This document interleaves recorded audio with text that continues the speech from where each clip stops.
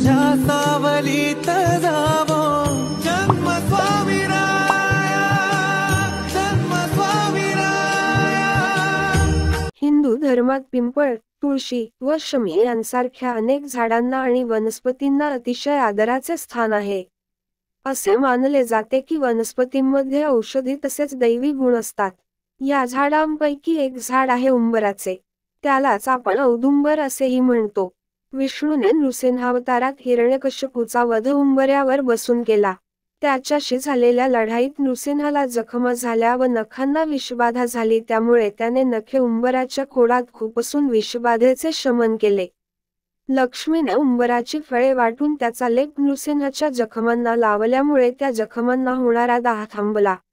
या झाडाचा संबंध शुक्र ग्रहाशी आहे। कुंडलीतील शुक्र ग्रह बलवान होण्यासाठी उंबराच्या झाडाशी संबंधित काही उपाय तुमच्यासाठी फायदेशीर ठरू शकतात।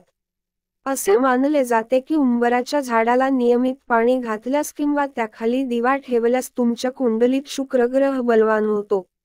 यासोबतच पैशांशी संबंधित समस्या दूर होतात। वास्तविक शुक्र हा संपत्ती आणि ऐशोआरामाचा ग्रह मानला जातो। असे म्हटले जाते की ज्याच्या कुंडलीत शुक्र मजबूत स्थितीत असतो त्याला धन आणि ऐश्वर्य यांची कधीही कमतरता नसते। पण ज्याच्या कुंडलीत शुक्र कमकुवत असतो तिथे दारिद्र्य, आर्थिक समस्या आणि तंगी कायम राहते। चला तर मग आज जाणून घेऊया उंबराच्या झाडाशी संबंधित काही फायदेशीर उपाय, जे तुम्हाला श्रीमंत बनवण्यासोबतच तुमच्या समस्याही दूर करतील।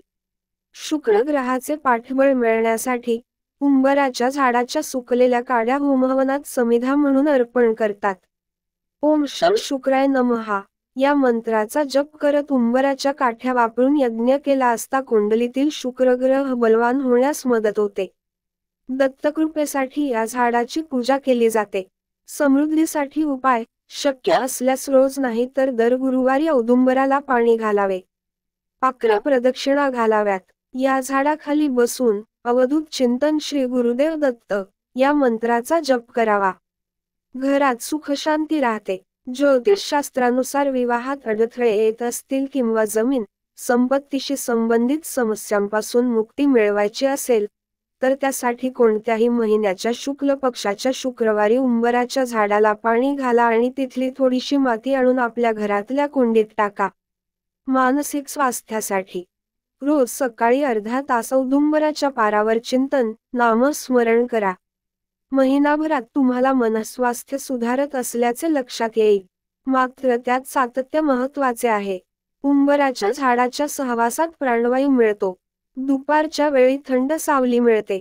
आरोग्याच्या दृष्टीने उंबर अत्यंत गुणकारी असल्याने त्याचे सान्निध्य सर्वार्थाने चांगले आहे।